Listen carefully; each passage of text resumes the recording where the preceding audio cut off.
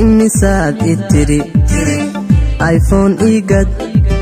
aan wareerayo walwalaaci dilay imisaad مرمولي وروا شيطان ومدحوينها كشاق الصومالية فرماتشو أما أرماتشو أو خائنمديسي الأوغادي يتوغنمديسي عدونمديسي مركو ديبي لفتهوري عبد الكريم الشيخ موسى قلب دغح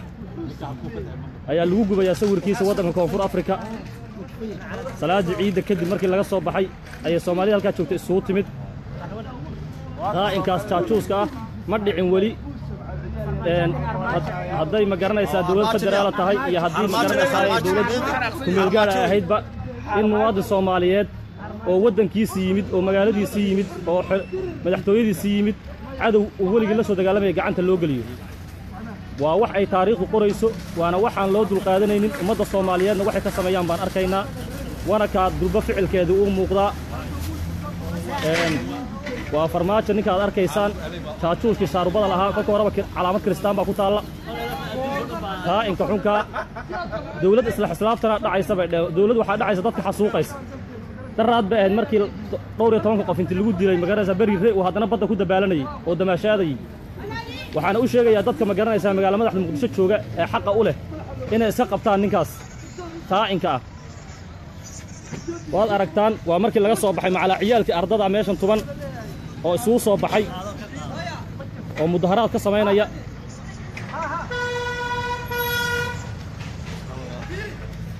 ku soo dhawow maxaad ka leedahay sawirka aad dubtay شعب يوم كسر دوينه يا. حنا قبلنا بهذه الكلمة قرع قرع. ما حد قال هذا زور كذا قلت أدو. ما يعضوا الليف يا يعضوا الليف سعادة ويا هي المركب وراه الليف كان نجح ماضي. مركب كسر دوو. وهذا رتعينه قم ذي فرماتشو. فرحانو فرماتشو ما كان فرخ بداي. حرماتشو. وحويان أدار عبارين إننا. ساب أركبت كاميرا على فوق كمان ساب الصومالي وأنا بعمل أيه فرماتش دون أنا بعمل شيء سامي أيه كان أمته هو خايمي أيه أمته ويان أمته الصوماليين من كثير شوفوا بحوالي ويكون متحرسان تحي أيه المركز نكاح وأجمل عبارين الناس وكيف الجواب أركبوا ورجلي أنا أسوي حاجة واجي للدورتي بقولي كنت بالي بقولي كنت رم بالغاسي شعيلك أدو قبتيه تاجرة أدو قبته أنا قلت لك وحنا رجع مالك يعود كتريني مالك يعود قلنا إياه وراق بان هيستي عود كيسان تريني أنا جو أركي إنه نن ودنيا أو موادنا الشيء أو مدة الصومالية كبحد المقدجي إياه أنك أدو قبت الدولة النمو لكن وين بينودي isaga iyo ninkan ma garanaysaa talaabada dhurwaaga Alehe sida dhurwaagu istaagay Xasan Ali Khayr Allah dhaho Xasan Khaa'in baa la dhahaa sida dhurwaagu istaaga marka hore kolku khudbadeynay mid aragtay nooca dhurwaagu istaaga ninkii dhurwaa arkay baa arkay marka waad aragtaan in la isugu soo baxay wadanka koonfur Afrika gaar ahaan magaalada Yunig marka ku soo dhawaada ardaydiina wataas way ka xun yihiin in iyagoo ma garanaysaa qurba jooga oo wadankooda u xiisa qabay dawladii lahaayeen way u dhalatay ay ku u dhiibtay muwaadiniintii wadankooda joogtay marka wadankii iyo hamigii aanu qabnay waxaan ka qaadnay rajo xumo iyo hami xumo aad iyo aad baan u salaamayaa ummadda Soomaaliyeed waxaana leeyahay arrintaas waa inaad ficil iyo ka sameysaan ma garanaysaa wax la arko marka wakaas ummadii way soo wada toosaysaa ku soo dhawow video live baan ku jiraa Master Halab calankii sawirkii armaajana waan gubnay ninkii caloosha weynaa ee shaarbada xadaa waana live waa lagu daawanayaa Soomaali Maxamed oo dhan baa ku daawanaysa waxaana ka mudaharaadaynaa oo kan banaan baxaynaa dhibaatadii loo geystay dadkii muwaadiniinta ahaa ee lagu laayay Bariire iyo Naftuhuri loo dhibay gumaysiga Itoobiya ee waligu la soo dagaalamayay marka ku soo dhawow video live marka hore ciid mubaarak baa dadka islaamka meel kasta oo joogaan marka labaad Soomaaliga damiirka fayo waxaan maqashiin lahaa ama ogeysiin lahaa wadanka in ay ka tala baxaan nimanka mas'uuliyiinta ugu sareeya waa haday ka xun yihiin waxba Soomaalidu yara nacnaclayn haday ka xun yihiin labada nin ee dhuuri qaatayaasha ugu sareysa waa inay ka tala baxaan oo xilka ka qaadaan waddankoodana waa inay dib isu xoreeyaan annagoo reer ogaadeynayaana jawaab cad baannu ka bixinaynaayoo dhaqsaa waad mahadsan tahay waxaan ku soo dhowaynayaa video life baan ku jiraa marka ku soo dhowow nooga faahfaahi dhibaatada loo geystay aabbaha iyo gumaysiga loo dhiibay waxaan ku soo dhowaynayaa wiil uu dhalay cabdikariin sheekh muuse familigiisa aduu adeer buu yahay aabbihiisa horta waxaan salaamahayaa ummadda soomaaliyeed ee caafimaadka qabta inta samaha jecel inta islaamnimada jecel inta wanaaggiiyo sharafta jecel baan soo taageersanahay waxaan laakiin aad waxaan dhahay nimankan madaxda ah ee xasan cali qadiya farmaajo iyo inta taageersan iyaga iyo inta la gruubka ah waan cambaaraynahayaa fal aad u foolxun bay sameeyeen oo run ahaantii waxdii ummadda soomaaliyeed aan weli horey loogu arago oo xaajo ugudahay sameeyeen marka aad iyo aad baan u cambaaraynahayaa anigu hawshaas marka aad iyo aadna maaragtay Itoobiya waxaba laga yaabaaba intay ku xumaysa iyaga ku xumaysa inuu ilaahayba ka soo daayo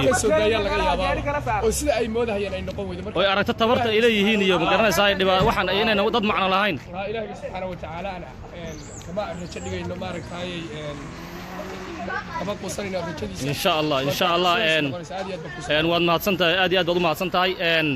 Itoobiya ninkii yaqaana annagu aad baan u naqaanaa Itoobiya waxay gasho iyo waxay guddo waa dawlad ma garanaysaa geeska Afrika dawladda ugu xun ee ugu tabardaran ee ugu liidata weeyaan ummadda Soomaaliya ee waddanka Soomaaliya iyo qadiyadii Soomaaliya inay qaatana bari hore ku hamiyeysay waxa hor taagnaa ka difaacayay ma garanaysaa ay ka diidanaa waxay ahaayeen naftuhur cabdikariin sheekh muuse iyo inta la midka ah bay ahaayeen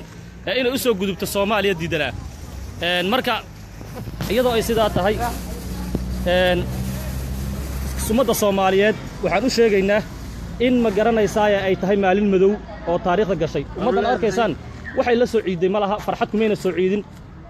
murugo iyo ma garanaysaa hadalhaynta uun arrintaas ayay ku soo ciiday maantana halka sawirkoodii aad arkaysa halka lagu gubay ee ku basbeelay ummadda Soomaaliyeed waxaan leeyahay hadday dhowdahay 6 bilood iyo 20 bari buu dhalan yahay ha iska gaadho oo ninka ha iska qabato ma garanaysaa ninkaas hadday dhowdahay iska qabtaan muwaadiniinta Soomaaliyeed ragga wadaniyiinta ragga waxgaradka salaadiinta in maanta intii la qabto nin muwaadin oo Soomaaliyeed Ethiopian loo dhiibo cidda anu wax garanaysa wax loo qabanayo ee madaxweyne laga yahay ee maamul laga yahay baan garan lahay marka intaasaan ku soo goynaya leefkaygii aad iyo aad baan u mahadsantihiin aad iyo aad baan idin salaamayaa ummadda Soomaaliyeed waxaan leeyahay guul iyo gobonnimo haddaynu midowno oon aayaheena ka tashanno oon cadawga iska qabanno hadduu Soomaali yahay iyo hadduu ma garanaysaa ay ajaanib yahayba meel baynu gaaraynaa runtana aan isu sheegno halka waddanka koonfur Afrika weeye meeshan oo la isugu soo baxay hadda dhalinyaradii way kala tagtay sawirkiisa markaan ku tumannay oon dhulka gelinay sida aan sawirkiisa u gubnay inuu u gubtaan rajaynaynaa oo miina uu qaraxdo oo welibana al-shabaab ay u qarxiso oo welibana ma garanaysaa farmaajo maanta uu ma garanaysaa aan aad iyo aad baan ugu faraxsanahay iyo khayre qaa'inkaas marka waxa weeye aad iyo aad baan idin salaamayaa guul iyo gobonnimo ummaddaas aad dhiibaysaan maanta waxa dhawaaqa naga keenay arrintan ma garanaysaa aan qaadan la'anahay waxa weeye waan arki jiray tan oo kale waxay ahayd markii la dhiibay Djibouti ahayd markii laga dhiibayay shacabka reer Ogaadenya Somaliland ba ahayd Somaliland waddanka la yiraahdo waxa laga dhiibay kolkii la isku total gareeyay 17 qof baa laga dhiibay 17 qof baa Somaliland kaliya laga dhiibay Puntland waxa laga dhiibay 740 Djibouti waxa laga dhiibay 200 iyo something gobolada dhexe ilaa 40 ayaa laga dhiibay arrimaha noocaas oo kala ah waxaanu arkaynay maamul gumaysiga hoostaga inay yihiin arrin ma garanaysaa ummadda Soomaaliyeed ee raalli ka ahayn oo shakhsiyaad gacan yara oo gumaysigu ay wataan baanu u arkaynay tii noocaas ahayd waxaa ka dambaysay oo ma garanaysaa aan la qaadan la'anahay midda maalmahan dhacday laga qabtay cabdikariin sheekh muuse 23 bishan magaalada Gaalkacyo kadibna kolkii aan maalinkii la yiri waxa la keenay magaalada Muqdisho sawirka farmaajo iyo sawirka khayre intaan board ka soo bixiyay baan ma garanaysaa gaarigay ku dhajistay anigoo ma garanaysaa farxad inay dawlad dhalatay aaminsan markii iigu xigtay ma garanaysaa ninkii waa la dhibayna waan qaadan waayay dhowr maalmood baan dadkii beenta naga daay aan lahaa waxa weeye marka arrinta noocaasa in aan qaadan la'anahay baad aragtaan in ma garanaysaa ay noo cuntami la'adahay baad aragtaan inay dhici la'adahay baad aragtaan marka waxaa weeye ummadda Soomaaliyeed aad iyo aad baan ugu farxay markaan arkay showda miidiyaha Facebooka sida ummadda Soomaaliyeed uga xuntahay sida uga gubanayso sida uga dhidhiisantahay markaan arkay aad baan u farxay taas ay qancisay waxaan ku qancay waa bulshadu say u kacsan tahay bas yaan ku qancay laakiinse kama samri farmaajo ma garanaysaa kuma qanacsan sida waxay sameeyeen waxa weeye arinta waxaan ummadda Soomaaliyeed baan ka sugaynaa odayaasha maamulada ma garanaysaa quman ee wax garadka dadka caafimaadka qaba xildhibaanada wasiirada caafimaadka qaba yaanu ka sugaynaa arintaas waxay ka sameeyaan farmaajo doon khayra doon hadhaco tuugta way waan